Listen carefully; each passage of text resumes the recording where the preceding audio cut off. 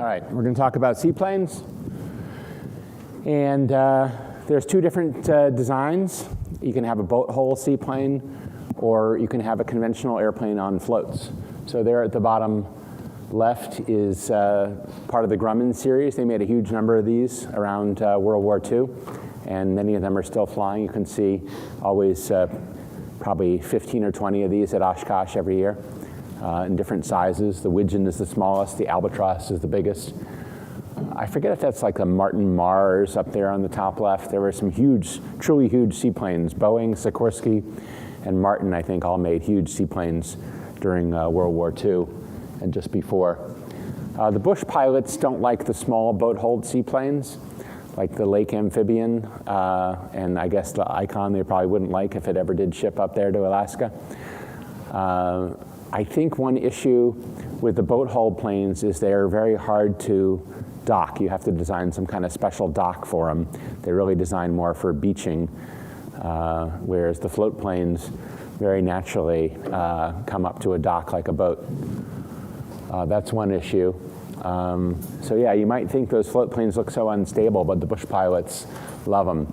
It's hard to get on and off the water, which is why a practical seaplane really should have, in most cases, a turboprop engine to get enough power to really get off the water. So we do have in Alaska locally. It's called Maine. There's a fair amount of seaplane flying up there. These are a couple US government planes. If you want to know why your taxes are going in the direction that they're going, look on the bottom right. That was the government's. I saw these two planes side by side on the ramp.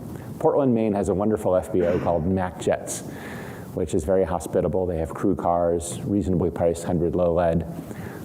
They're really just operating it as a gift to the piston crowd. Of course, they're really there for the turbine. As a business, they're there for the jets. But it's a great place that you can use and jump in the crew car, go into town. But anyway, on the ramp, I happened to see there's a little piston Cessna on floats that they bought 15 or 20 years ago for Fish and Wildlife Patrol or something. I think this is a federal government airplane, and now they have this monster thing that they're replacing it with that has a fire-breathing turboprop engine, probably costs 5 times as much per hour to run. Okay, every year in September, there is the Moosehead Lake Seaplane Fly-In, and you might ask, can you fly in there in an East Coast Aero Club plane that you've rented? The answer is yes, although you probably can't fly back out if you choose the lake as your landing destination, but there is a wheeled airport there as well that's pretty reasonable. I think it's about a 4,000-foot runway. So if the weather's nice, that's a great place to go up in Moosehead Lake. It's a long drive. It's about probably a 5-hour drive from here. The hard thing about seaplanes is if the float is all the way in the water, it will never take off. There's so much drag. You have to get up on the step, which if you're a boater corresponds to getting up on the plane, I guess, of a planing hull. So basically, you can't have the entire float in the water if you ever want to take off. Let's just show a short YouTube video here.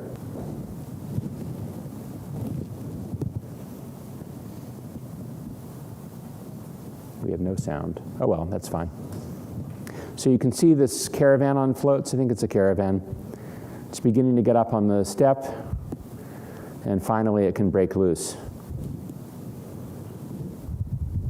Anyway, that's how it's done.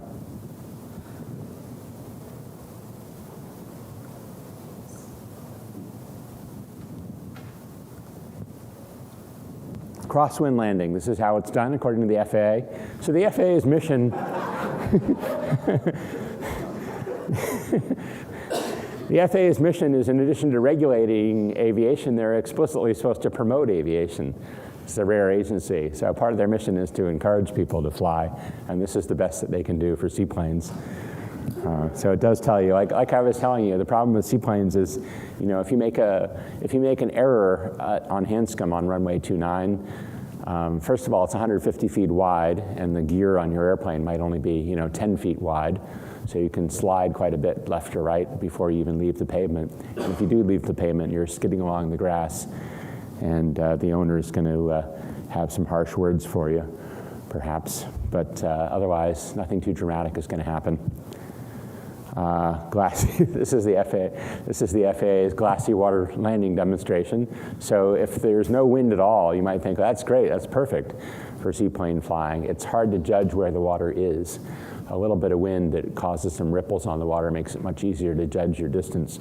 So here's your alternatives. You can not flare at all and crash into the water that way, or you can flare too high and then crash into the water.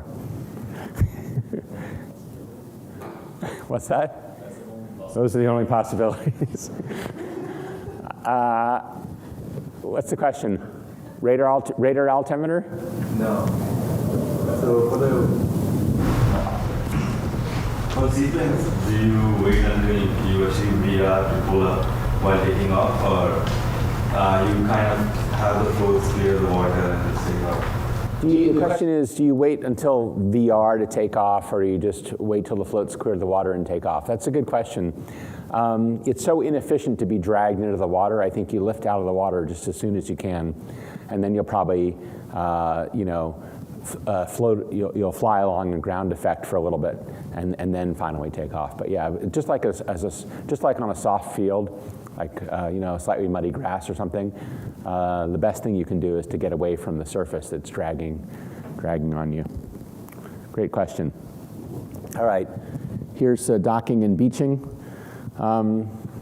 So one challenge with a seaplane, if you're all by yourself, is you have to be tremendously agile and nimble to sort of get out of the plane, kill the engine, scramble around, usually the front of the airplane and the propeller, because you're sitting on the left, and I don't know, the passengers are going to get off on the right, and tie up the airplane to the dock. It's very hard to do. That's one of the hardest things I think about seaplanes. And also, if the magnetos aren't perfectly grounded, airplane engines can start by themselves. After saying, we shouldn't tell you stuff that's scary, if it's not perfectly grounded by that switch and you don't starve the engine of the fuel by killing it with a mixture, it may be able to start all by itself, at least run for half a rotation or a full rotation and hurt somebody. So you always want to be cautious around propellers and not spin them. But of course, if you're trying to get around the front of your seaplane, the propeller is the most obvious thing to grab onto. Anyway, that's I don't think I would ever want to fly a seaplane unless there were dock handlers who were going to deal with that part of welcoming the airplane to the dock and tying it all up. But of course, the folks in Alaska, they do this all the time. So have respect when you see a seaplane. So there are a lot of bad things that you can do. Believe it or not, landing in the sea is something that's almost impossible in a seaplane because there's too much in the way of waves. They're really for harbors, rivers, lakes. If you have more than a foot of, if the waves are more than about a foot, it just bangs up the seaplane so much that it'll be damaged. Landing the amphibious plane with the wheels down is one of the most common mistakes. You might think software would fix this. You have a database of where all the runways are in the U.S. You have a database of where the lakes are and other bodies of water, but you don't even really need that. So you could have you could have a camera out the front that can tell the difference between water and not water. So you would think that the airplane would provide significant assistance in configuring an amphibious plane with either the wheels down for a hard surface or the floats, or just the bare floats for water. And there's very little of that, unfortunately. There's certainly nothing like the intelligence that I'm describing. You might be able to press a button and have the plane tell you with a synthesized voice. As an aftermarket thing. The wheels are down for runway landing or something. So one common thing that people forget, and not that common, but this is an illustration of why you might want a two-pilot crew. But there's a video that's linked here from the slide about a father. Sounds like a good pilot and a careful pilot. He was with his son, and he left the wheels down, landed in the water, flipped over, and the son was killed. Really tragic. So watch that if you want to cry.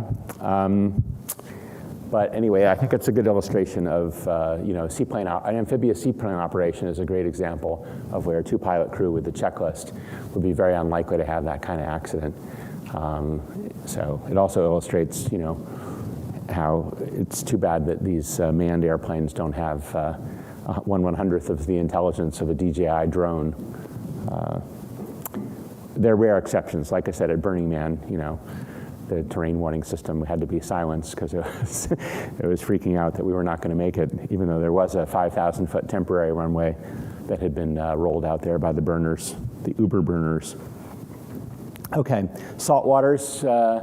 People do this commercially, but the airplane has to be hosed off every day because the salt water is corrosive, even to aluminum. Question? Lakes and harbors tend to have a lot of people on them. How do you avoid hitting a swimmer or a boater or that kind of thing? Yeah, how do you avoid hitting swimmers and boaters in lakes and harbors? That's one of the challenges of seaplanes. If you're cleared to land at an airport, the air traffic controller has looked out at the runway, made sure that there's no other aircraft, pretty sure that there's no deer on the runway. The seaplane you have to kind of orbit around. It's a little bit like landing a helicopter off airport to really make sure that there's nobody in a canoe. I will tell you that for my seaplane training up in Maine, I have a seaplane rating that I got up in Maine, and there's a great school up there called Twitchell's. But anyway, if you see, like kayakers, they can paddle pretty fast when they see a seaplane in the vicinity, head towards the shore. But there could be a log in the water. So there are hazards that you can't control and get rid of. So the accident rate does tend to be higher. In the military, I think there's a slide later where we talk about that. They've gotten away from seaplanes and into helicopters for that reason. Because the helicopter, you can be down to within 2 feet of the ground and say, I don't like what I see, I'm going to go somewhere else. The propeller tends to get beaten up. You'll see some seaplane designs where the propeller is up high and in the back, and that's to keep the water. The propeller is going near supersonic speeds at the tips, so if it gets water on it, it'll be eroded. Same deal with flying your airplane in heavy rain. You can get erosion on the leading edges of the wing and on the prop. All right, so the seaplane pilot skills include a lot more judgment. To some extent, there'll be the dimensions of these lakes, and even in Alaska, there's even a lighted water runway. But generally speaking, you don't have a lot of information to go by, so you've got to evaluate all this stuff by yourself. One thing you can do, I'll use this coffee cup as an example. You can usually see where the wind's coming from. If there's trees all around the lake will be calm right next, let's assume this coffee cup is a tree. The lake will be calm and glassy right next to the tree, and that tells you the wind is coming from this direction because that part of the lake is being sheltered from the wind. So you can actually read the wind off the lake by looking at which parts are rippled and which parts are glassy. But you still have to decide, are there floating logs in the water? Are there swimmers? Are there boats? Here's some unusual skills that you have to have. Well, you might have to have after maintenance or to get the airplane maintained.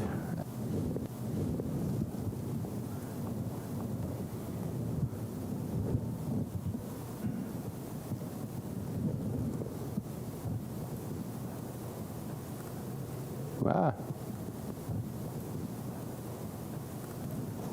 All right, so that was straight floats in the grass. So at the end of the season, you want to get the airplane maintained. There's not a lot of airplane mechanics hanging around the typical lake. So you just landed on the floats in the grass at an airport. And what about when you want to get it out?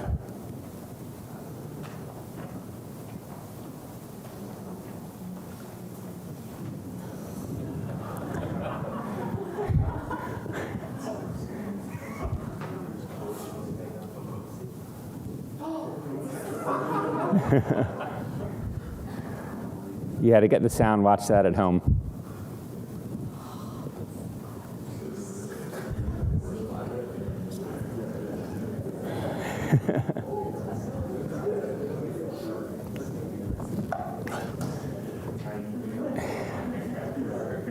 So as I said earlier, the problem with seaplanes is that it's just a lot less forgiving than hard surface runway, which is the most forgiving environment.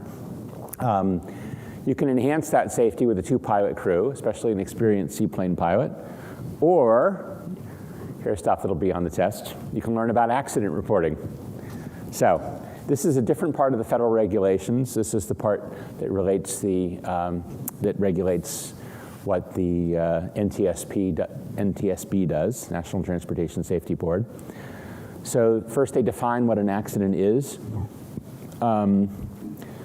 So there has to be, a serious injury, and they define, if you go in there, they kind of define what a serious injury is. And I think substantial damage to the aircraft, if it's just the landing gear that's a bit trashed, I don't think that qualifies. If somebody dies within 30 days of the accident, it becomes fatal. Here's your definition of serious injury. Not too much fun. You have to immediately notify the NTSB if the flight controls malfunction. They don't really care if the Lycoming or Continental piston engine fails in some way. But if the flight controls fail and you can't bank your Cessna or Piper or Cirrus, that's something they want to hear about. If more than half of your glass cockpit goes dark, they want to hear about that. I think 830.15 is kind of in the test something. There's time periods, like report within 10 days of the accident. Oh yeah, and your required info when notifying. Okay. So the bottom line on seaplanes is that it does combine, the hazards of a boat and a plane, and therefore you need the skills of both a sailor and a pilot to manage those hazards.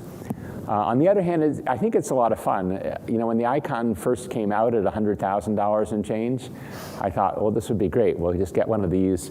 We'll split it 4 ways. We'll keep it at Hanscom. And then, we'll go up for a 15-minute flight to New Hampshire, splash and dash, come back, and it'll be really cool. Now that it's a $400,000 airplane, it's not enough. It's Send it to report like with 10 days. But it said, what does overdue mean? Overdue, the question is, let's go back to that slide. Yeah, file a report within 7 days if an aircraft is overdue. So that means you expected an airplane to come back from the fishing camp in Alaska, and it hasn't returned. So you don't know if it's crashed or not.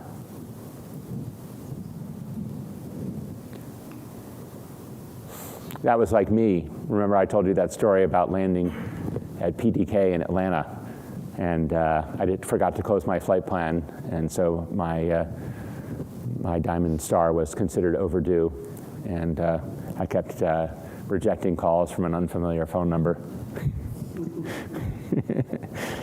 Not my proudest moment. All right, so insurance is kind of expensive, as I noted, especially for the amphibs. An airplane on straight floats isn't that much more expensive to insure than a regular airplane. Actually, that's a great way to evaluate risk. If an insurance company is willing to write a policy for a Cessna on floats, it can't be all that dangerous. But like I said, the military has decided let's do most of the things we used to do with seaplanes with helicopters. Question? Insurance is also a question related, but different. What about, so our insurance, do we have to have personal insurance? So like if we fly, but we hurt ourselves, is our, like our medical coverage, do we not cover that? So you're saying maybe you do something? Oh, no, I think, the question is, does your regular medical insurance cover an injury from flying? Sure, yeah, there's no exclusion for that. I think sometimes if you got an umbrella liability policy, they say, well, that's great, but we're not going to pay out $5 million if you injure somebody with your Cessna. So they can have exclusions. AOPA has a big insurance business actually selling life insurance at pretty reasonable rates to pilots. So there again, that tells you, when your friend says, you're stupid, why would you fly a Piper or a Cessna? That thing's old, it doesn't look safe. You can say, well, insurance companies aren't stupid, and they have a huge business marketing life insurance to the members of AOPA who are all flying little airplanes like this. And it's only a 10% higher rate than what you can get in the market elsewhere. Of course, pilots are healthier than that's one issue, right? Since pilots by definition have passed a medical exam they tend to be a little bit healthier than average. Same reason like the military, the death rate of people who serve in the military is quite a bit lower than the death rate of the same age people who are in the civilian workforce, partly because not that many of them are actually, in combat, and partly because the military rejects people who are unhealthy.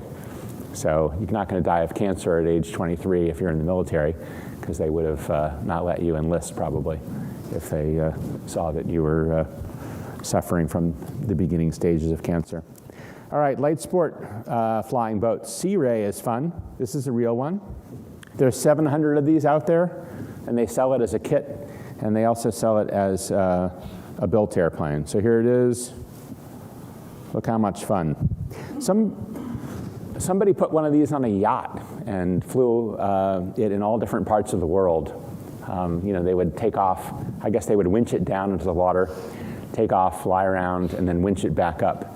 And I think they were in some fairly open oceans at the time, and the thing survived. So that's pretty cool. They stuff a Garmin G3X glass cockpit in there. That's the same thing as the Game Bird has. The light sport folks have a lot of flexibility. It has a Rotax engine, which is conventional. The Icon A5 is the airplane. See, look at Oshkosh there. Their booth is always packed. People love it. People want it. And it's one of the few airplanes that's marketed to people that don't have any flying experience. I wrote a review of it in 2010 saying that it would be available in 2014. I think it had been originally promised for 2012. So it's just kind of coming out. But these composite planes are hard to manufacture. I talked to the Game Bird guys. They said they spend 500 person hours prepping the airplane to be painted, just like sanding and smoothing everything to be painted. So I think it's just very hard to make these things at an economical price. We still don't have sound, I don't think, do we? Here's my review of the plane. I made this little video that was fun. Well, I thought it was fun. I'm sure Icon doesn't think it's fun. All right, questions about seaplanes? Who wants one? Who would buy an Icon if it were reasonably priced? A lot of people questions. We're talking about like showing the size of the lake and you don't land on a sea, but what would be your opinion about the Great Lakes? I know like sometimes the waves can be higher than a foot, but like troops like look at it and judge what the waves might be at the air. Yeah, well, the question is, what would my opinion be of landing in the Great Lakes? I think people do a lot of flying of seaplanes up in the Great Lakes. But there again, the Great Lakes, there are harbors, there are calmer areas, so I think they're not really landing in the middle of the Great Lake, and then they don't say, like, I just want to go to the middle of Lake Superior and fish off the float for a while. They're going to some destination, and by definition, the destination will have a calmer area for boats to hang out in. I think there's actually a commercial seaplane service that's starting up between Manhattan and Boston. So you'll go to there's a seaplane, I should have mentioned this, for helicopters. There are helipads all around Manhattan. So you can actually go to the downtown Wall Street heliport, land. It used to be really cheap. It was $75 an hour for parking, I think, or maybe $25. It was, I don't know, it was not that much more than parking a car. Go in and have lunch. Now they've leased those helipads to some government crony monopoly that owns all three of them, and they cranked the rates up by a factor of 4 on, immediately. But anyway, I don't know if it's the same company, but they have a seaplane, a public seaplane port there on the East River. And I think it's a Cape Air affiliate maybe that's going to start operating downtown to downtown in a Cessna Caravan on floats.